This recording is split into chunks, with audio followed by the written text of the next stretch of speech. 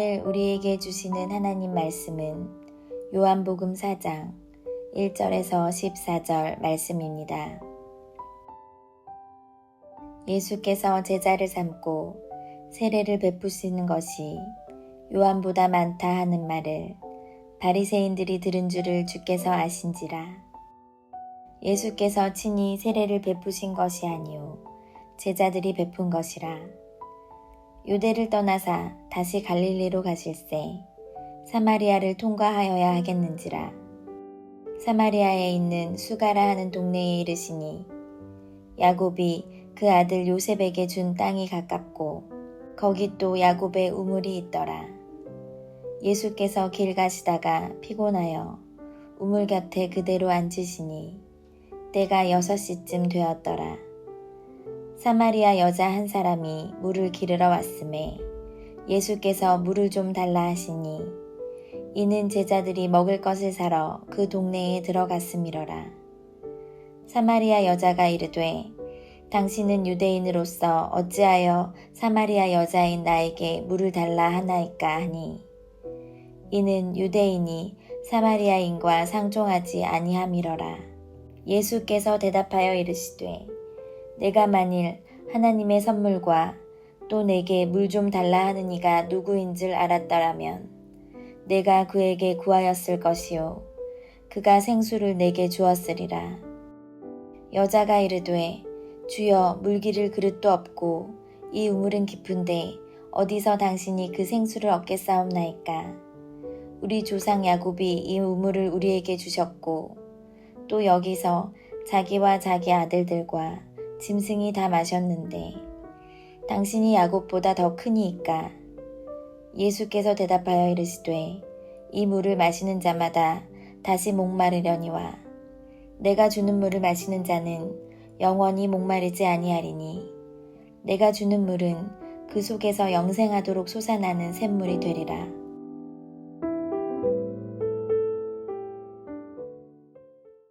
이제 그 유명한 사마리아 여인의 이야기에 도달하게 됐습니다. 이 사마리아 여인의 이야기는 많은 분량의 메시지로 되어 있습니다. 이 속에는 기독교의 주옥 같은 교리가 가득 차 있기 때문에 마틴 로이드 존스 목사님은 이 본문을 가지고 15번에 걸쳐 설교를 했고, 제임스 보이스 목사님은 11번, 그리고 스펄전 목사님은 12번에 걸쳐 이 사마리아 여인에 대한 본문으로 설교를 했습니다. 저도 이틀 동안 이 사마리아 여인에 대한 말씀을 진지하고 상세하게 강해 나가도록 하겠습니다. 우선 이 사마리아 여인의 이야기가 어떠한 내용 가운데 전개되고 있는지를 확인하고 넘어가겠습니다. 1장 마지막에서 예수님은 나다나엘에게 인자 위로 하늘이 열리고 하나님의 사자들이 인자 위로 오르락내리락 하는 것을 볼 것이다 라고 말씀하셨습니다. 그리고 2장부터 하늘이 열리는 내용으로서 표적들이 등장하기 시작합니다.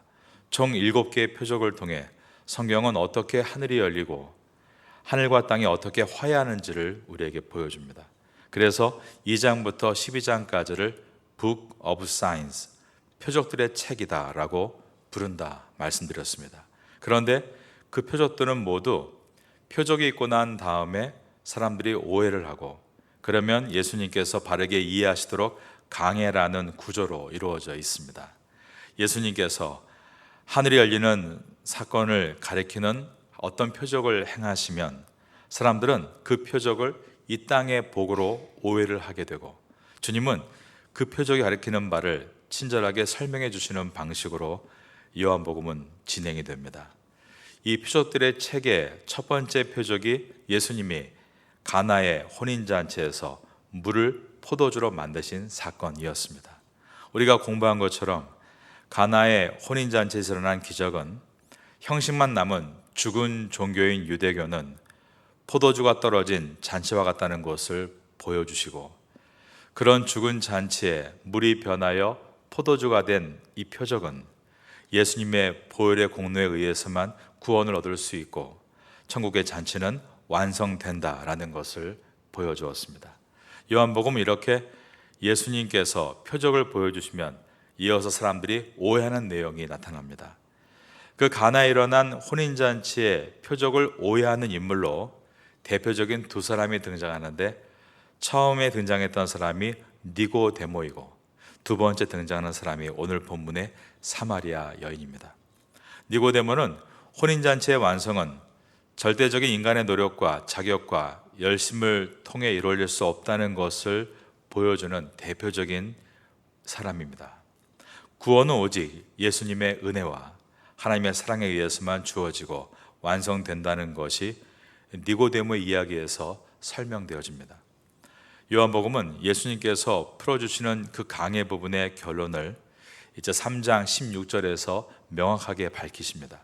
구원은 하나님이 세상을 이처럼 사랑하사 독생자를 주심으로, 다른 말로 그분의 보혈이 항아리에 채워짐으로 그것에 의해서만 이루어지는 것이다 밝히셨습니다. 그렇게 해서 예수님이 니고데모에게 친절하게 요한복음 3장 16절까지의 말씀을 강해하시면서 이 오해를 해결해 주십니다.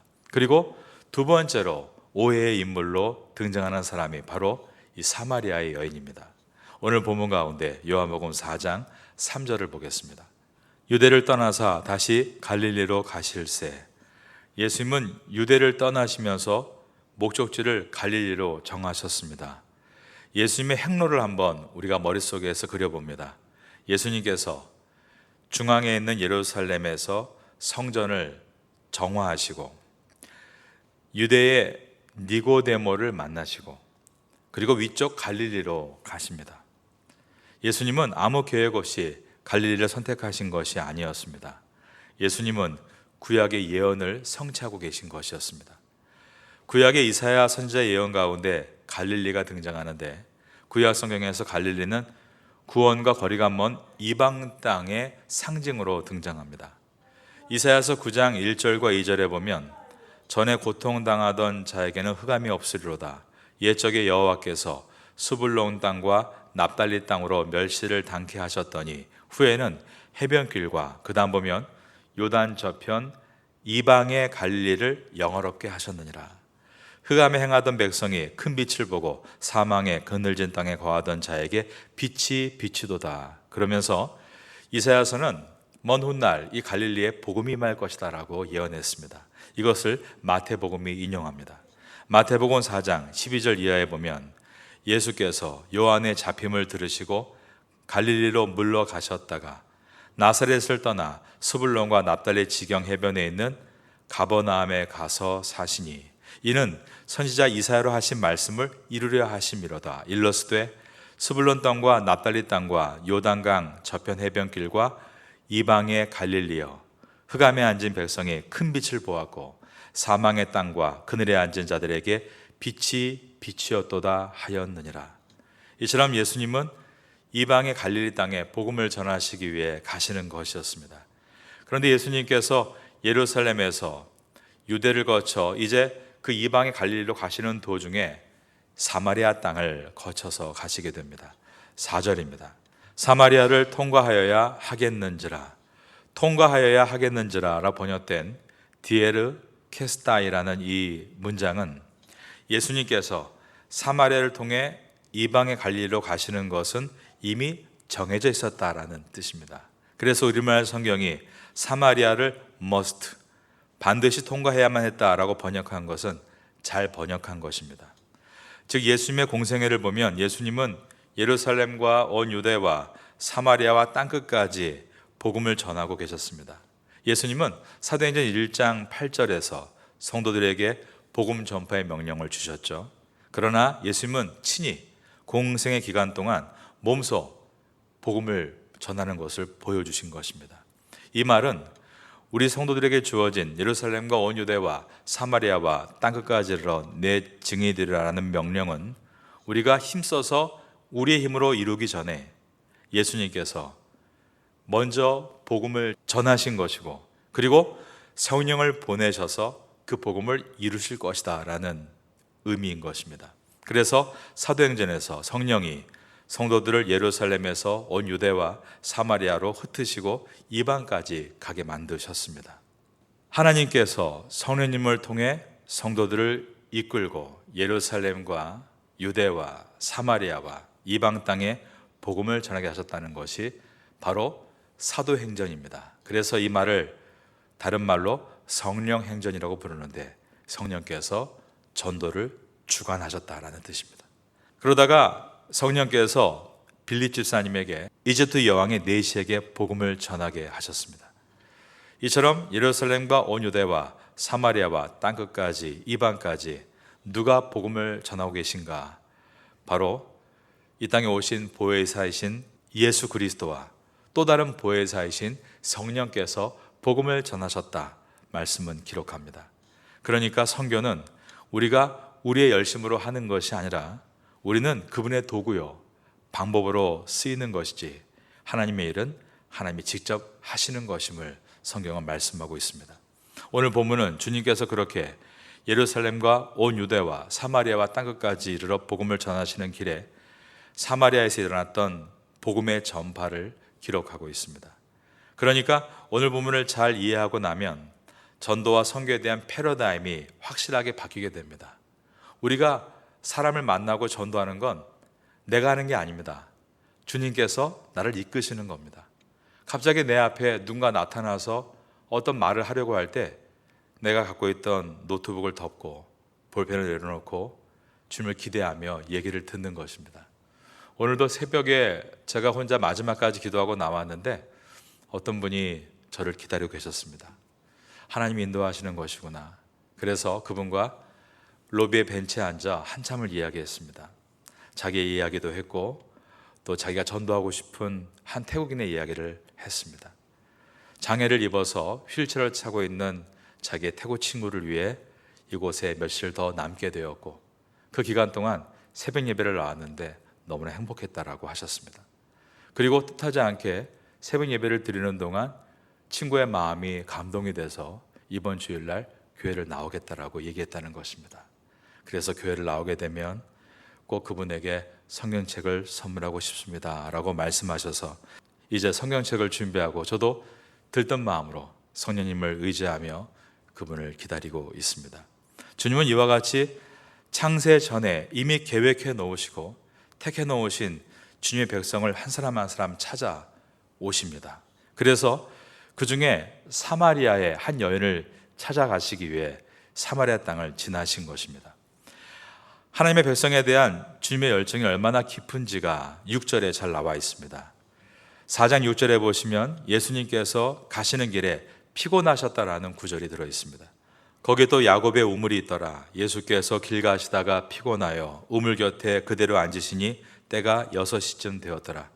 주님은 6시에 물을 길러 나올 자기의 그 백성을 만나시기 위해 피곤하여 우물가에 주저앉으셔야 할 정도로 서둘러서 그 길을 가셨다는 것입니다. 저는 과거에 이 구절을 읽으면서 눈물을 흘렸던 적이 있습니다.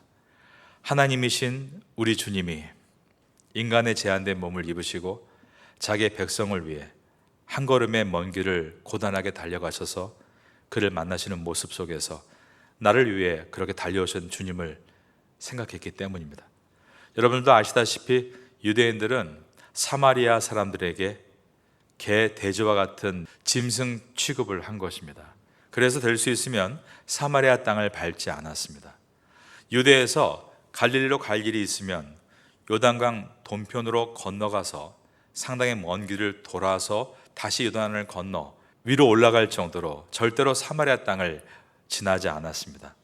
유대에서 갈릴리로 가는 시간이 사마리아를 통과하면 3일이 걸리고 요단강을 건너서 우회해서 돌아 올라가면 6일이 걸렸습니다. 그럼에도 유대인들은 사마리아 땅을 밟지 않았습니다. 그 이유는 주전 722년에 북이스라엘이 아수르에게 망합니다. 아수르는 혼합 정책을 폈던 나라입니다. 그들은 자신들이 점령한 나라에 아수르 사람이나 다른 지역 사람을 이주시키고 또 그 점령지 주민들은 다른 아수르 땅에 옮기게 해서 혈통과 신앙의 순수성을 말살하고 혼합해버리는 정책을 취했습니다. 그렇게 혈통이 섞여버린 사마리아 사람들은 하나님을 섬겼던 북이스라엘의 종교인 유대교와 이방 땅의 우상을 섞어 이상한 혼합 종교를 만들었는데 사람들은 그것을 사마리아교라고 부르기도 했습니다. 그리고 유대인들이 이방인과 피가 섞이는 것은 모세율법에도 부정한 것이라고 명시가 되어 있었기 때문에 신앙과 혈통의 순수성을 목숨처럼 수호했던 유대인들이 사마리아 사람들을 어떻게 보았겠습니까? 게다가 남유다 사람들은 70년간 바벨론 포로를 생활하면서도 자신의 혈통과 종교를 잘 지켜냈기 때문에 더욱더 우월한 마음으로 이 사마리아 사람들을 멸시했습니다. 오죽하면 주전 450년경에 이제 남유다 사람들이 두 번째 성전을 재건할 때 사마리아 사람들이 돕겠다고 말을 하죠. 그러자 그것을 거절합니다. 사마리아 사람들은 그 치욕을 갚기 위해서 남유다 성전의 재건을 방해했습니다. 성전 재건 현장에 더러운 짐승의 피를 뿌리기도 하고 건축 자재를 도둑질해 가기도 했습니다. 이렇게 유대와 사마리아의 골은 시간이 갈수록 점점 깊어지게 됐고 예수님 당시에는 거의 원수와 같은 관계 속에 있었던 것입니다. 어느 정도였는가 하면 만일 유대인이 사마리아 사람을 자기 집에 들이면 그 유대인의 자식을 노예로 삼아도 된다라는 법을 만들 정도였습니다. 그리고 사마리아 사람과 같이 음식을 먹으면 유대인들이 가장 부정하고 더럽게 취급하는 돼지고기를 먹는 걸로 간주를 했습니다. 돼지고기를 먹는 것이 뭐 그리 대단한 벌인가라고 생각하겠지만 아이바노 같은 소설에 보면 다른 나라 사람들이 유대인과 다툼이 일어날 때 유대인 얼굴에 돼지고기를 디밀면 유대인들이 기겁을 하고 도망가는 장면이 나옵니다. 그 정도로 유대인에게 있어서 돼지고기는 부정한 것이었습니다. 유대인들은 사마리아 사람들과 함께 무엇을 먹더라도 돼지고기를 먹는 걸로 간주를 했습니다. 그리고 만일 부득이하게 유대인이 사마리아 땅을 지나게 됐을 때 배가 고파 굶어 죽을지언정 사마리아 사람들로부터 음식과 물을 받아 먹으면 안 되었습니다. 그런데 주님께서 그 땅으로 들어가신 것입니다. 왜냐하면 그 땅에 주님의 택한 백성이 거하고 있었기 때문이었습니다. 주님은 서둘러 사마리아 땅으로 가셔서 제6시, 그러니까 우리 시간으로 낮 12시에 사마리아 여인과 만나셨습니다. 6절과 7절입니다.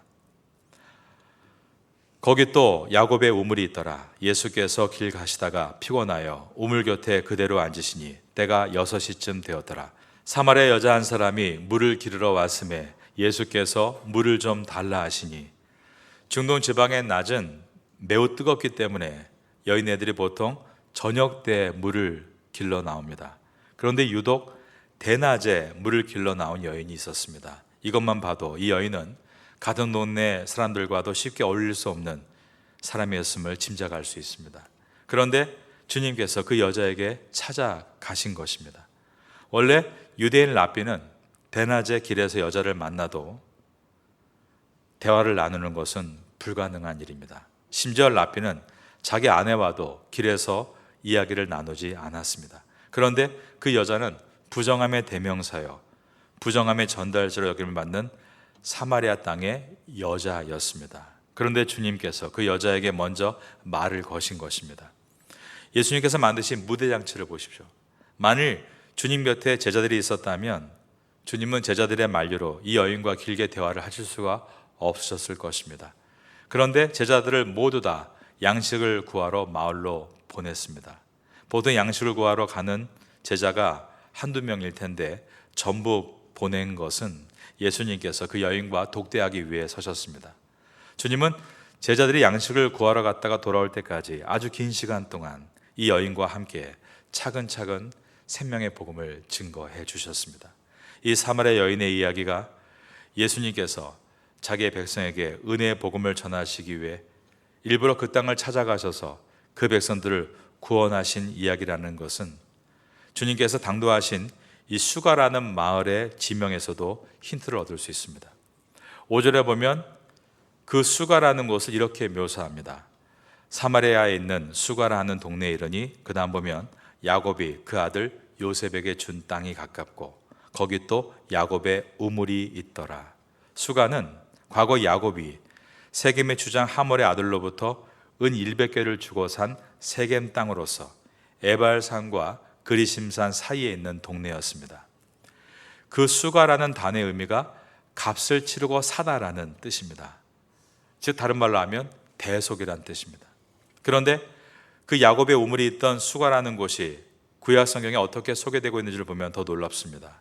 창세기 33장 18절 이하에 보면 야곱이 밧단 아람에서부터 평안히 가나안 땅 세겜성에 이르러 성 앞에 그 장막을 치고 그 장막 친 밭을 세겜의 아비 하몰의 아들들의 손에서 은 100개로 사고 거기 단을 쌓고 그 이름을 엘엘로헤 이스라엘이라 하였더라. 야곱이 분명 은 100개를 주고 샀다라고 기록됩니다. 그런데 나중에 창세기 48장에 보면 조금 다르게 묘사되어 있습니다. 48장 21절에 보면 이스라엘이 요셉에게 또 이르되 나는 주구나 하나님이 너희와 함께 계시사 너희를 인도하여 너희 조상의 땅으로 돌아가게 하시려니와 내가 내게 내 형제보다 일부분을 더 주었나니 이는 내가 내 칼과 활로 아모리 족속의 손에서 빼앗은 것이니라. 33장에서는 야곱이 돈을 주고 샀다라고 했는데 48장에서는 야곱이 칼과 활로 빼앗았다라고 되어 있습니다. 여기서 빼앗다라는 말은 산적처럼 강제로 탈취했다는 말이 아니라 정당하게 샀으면서도 그것을 원수의 손에서 어떻게 지켜냈는지를 보여주는 말씀입니다. 빼앗기지 않았다는 것을 강조하는 것이죠. 그러니까 이 야곱의 우물이 있는 수가는 하나님께서 값을 치르고 사신 하나님의 백성들을 그 나라가 완성될 때까지 지키고 보호하시는 구속사의 내용을 담고 있는 장소였습니다. 하나님이 복음을 설명하시기 위해 이미 이러한 무대 장치와 상황을 준비해 놓으셨던 것입니다. 주님은 이 여인에게 먼저 말을 거셨습니다. 물을 좀 달라. 오늘 본문을 읽어보신 분들은 주님의 이 요구가 조금 이상하게 느껴지실 것입니다. 분명히 예수님은 아래에 있는 31절에서 제자들이 먹을 것을 드렸을 때 그 양식을 거절하시면서 예수님만이 아시는 양식에 대해서 언급을 하셨습니다. 그러니까 주님은 그렇게 목이 마른 물이 꼭 필요한 상황이 아닌데도 왜 여자에게 물을 달라라고 하셨을까요? 주님은 지금 주님께서 목을 축이기 위한 물을 요구하시는 것이 아니라 이 요구를 통해 사마리아 여인의 목마름을 드러내시기 위해 물을 달라라고 하신 것입니다. 그 주님의 요구가 어떻게 전개되어 있는지를 보면 아주 흥미롭습니다. 주님께서 사마리아 여인에게 물을 달라고 말을 거시자 이 사마리아 여인이 깜짝 놀랍니다. 이것은 있을 수가 없는 일이기 때문입니다. 유대와 사마리아는 아주 오랜 기간 시간을 가지고 떨어져 있었기 때문에 옷차림 그리고 외양이 많이 달라져 있었습니다. 그러므로 사마리아 여인은 예수님이 유대인인 것을 금방 알아볼 수 있었습니다. 여인이 묻습니다. 어떻게 유대인이 사마리아인인 나에게 물을 달라고 합니까? 9절입니다. 사마리아 여자가 이르되 당신은 유대인으로서 어찌하여 사마리아 여자인 나에게 물을 달라 하나이까 하니 이는 유대인이 사마리아인과 상종하지 아니함이로라. 그러자 예수님께서 바로 그 이야기를 생수에 관한 이야기로 끌고 가십니다. 10절입니다. 예수께서 대답하여 이르시되 내가 만일 하나님의 선물과 또 내게 물을 좀 달라 하는 이가 누구인 줄 알았더라면 내가 그에게 구하였을 것이요 그가 생수를 내게 주었으리라. 여기서 생수라고 번역이 된 헬라어 휘도르는 흐르는 물을 뜻합니다. 세겜에 있는 야곱의 우물은 깊이가 30m의 오아시스입니다. 그 여인 앞에 지금 30m 깊이의 우물이 있는 것입니다. 사막에는 이 오아시스 우물 외에는 어떠한 우물도 없습니다. 더군다나 흐르는 물은 찾아볼 수가 없는 곳입니다. 여인이 주님께서 말씀하시는 생수가 무엇인지 무척 궁금했을 것입니다. 어쩌면 그냥 실없는 남정네의 농으로 여겼을지도 모르겠습니다. 그러나 주님은 10절의 이야기에서 그 생수는 바로 하나님의 선물이라는 것을 밝히십니다.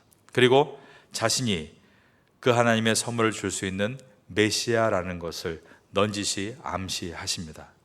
10절 말씀입니다. 예수께서 대답하여 이르시되 내가 만일 하나님의 선물과 또 내게 물 좀 달라 하는 이가 누구인 줄 알았더라면 내가 그에게 구하였을 것이요 그가 생수를 내게 주었으리라. 그런데도 그 여인은 주님의 말을 알아듣지를 못합니다.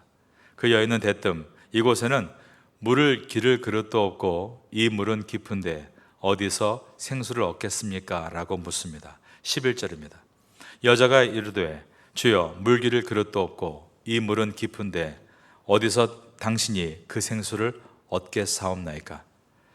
사마리아뿐 아니라 사막의 오아시스에는 항상 물을 기를 수 있는 염소 가죽으로 만든 그릇이 매달려 있었습니다. 그런데 유대인들은 사마리아 사람들이 썼던 그릇을 절대 써서는 안 되었기 때문에 여인은 유대인인 예수님이 쓸 그릇은 여기 없다는 의미에서 물 기를 그릇이 없고 이 물은 깊은데 어디서 당신이 그 생수를 얻겠사옵나이까 라고 한 것입니다.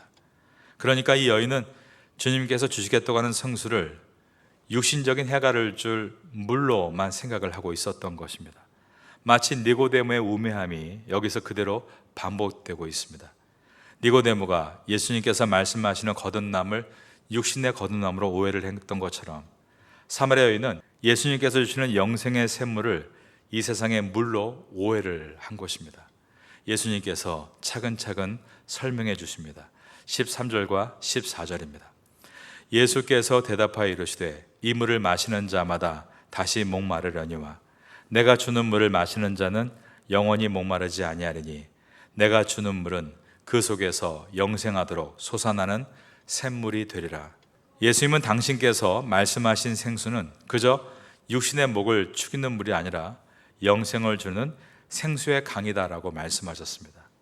그 생수는 다름 아닌 성령을 가리키는 것이었습니다. 오늘 이 4장의 질문이 요한복음 7장에서 답을 내줍니다. 7장 38절과 39절에 보면 나를 믿는 자는 성경의 이름과 같이 그 배에서 생수의 강이 흘러나리라 하시니 이는 그를 믿는 자의 받을 성령을 가리켜 말씀하신 것이라 라고 되어 있습니다.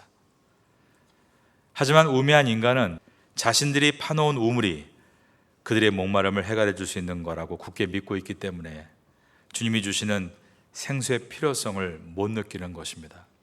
그래서 예수님께서 너희는 생수를 마셔야 한다, 너희는 거듭나야 한다라고 했을 때 유대교의 최고봉이었던 니고데모도 모세 시내산 언약의 끝자락이라 할 수 있는 이 사마리아 여인도 알아듣지를 못했던 것입니다. 니고데모에게는 지식과 명예와 도덕성과 불안한 우물이 있었습니다. 니고데모는 그러한 우물로 자신의 갈증을 채울 수 있을 거라고 믿었던 유대교의 대표로 등장했던 인물입니다. 사마리아 여인은 구약의 율법 체계에서 가장 끝자락에 있는 여인으로서 이 여인은 야곱의 우물이 자신의 목을 축여줄 수 있을 거라고 생각했습니다. 자기는 비록 사마리아인으로서 유대인과 이방인의 중간에 걸쳐 있는, 그러나 분명히 시내산 언약의 끝자락에 놓여 있으므로 이 야곱의 우물을 부여잡고 있으면 구원을 받을 수 있을 거라고 생각했습니다. 그러나 주님께서는 아니다라고 말씀하셨습니다. 너희에게는 생수가 필요하다라고 말씀하셨습니다. 생수는 고여있는 물이 아니라 흐르는 물로서 그것은 반석이신 예수 그리스도의 십자가의 공로로 부어지는 성령이다라고 말씀하셨습니다. 오직 성령이 부어질 때만이 우리의 구원이 이루어질 수 있는 유일한 길임을 말씀하신 것입니다. 그렇게 자신의 목마름의 정체가 무엇인도 모르는 여인에게 주님께서 이제 본격적으로 이 목마름의 정체에 대해서 말씀하게 되는데, 이 내용을 이번 주일날 깊이 살펴보려고 준비하고 있습니다. 오늘 말씀을 통해서 진정한 전도자는 주님이신 것을 확인했습니다. 보혜사이신 예수님께서 사마리아 여인에게 찾아가셔서 복음을 전하셨습니다. 그리고 또 다른 보혜사이신 성령께서 성도들을 예루살렘을 넘어 유대와 사마리아와 땅끝까지, 그리고 에디오피아 내시에게는 빌립 집사님을 보내서 광야에서 복음을 전하게 하셨습니다. 우리가 구원을 얻은 것은 사마리아 여인과 같았던 무지와 실패와 좌절 가운데 있던 나를 주님이 찾아오셔서 복음을 전하셨기 때문입니다. 여러분이 누군가가 여러분에게 찾아와서 전도했고 또 복음을 전함으로, 그리고 또 지금 이렇게 복음을 듣고 계심으로 신앙이 자라나고 있지만 이 모든 것은 바로 하나님께서 역사하시는 역사라는 것입니다. 그러므로 내 구원에 있어서 우리가 자랑할 것은 없습니다. 오로지 감사할 것밖에 없는 것입니다. 우리가 새해를 시작하면서 이제 남을 위해서 봉사하는 여러 사역팀과 또 구역원들을 섬기는 구역 예배가 시작이 될 것입니다. 그런데 이 모든 것을 하는 것은 우리가 구원을 얻기 위해서 의무적으로 하는 것이 아니라 우리가 구원을 얻었기에 감사와 감격으로 하는 일들입니다. 이 은혜를 붙드는 성도가 될 수 있기를 예수님의 이름으로 축원합니다.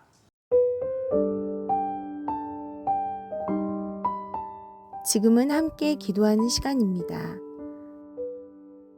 1월의 공동 기도 제목은 첫째, 신년 특별 새벽 기도회를 승리롭게 잘 마치게 하소서. 둘째, 어린아이에서 어른에 이르기까지 뜨겁게 기도하는 교회가 되게 하소서.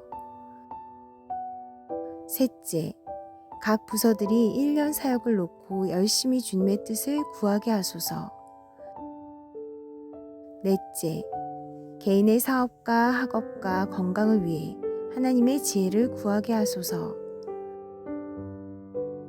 말씀을 붙잡고 기도하는 귀한 시간 되시기를 소망합니다.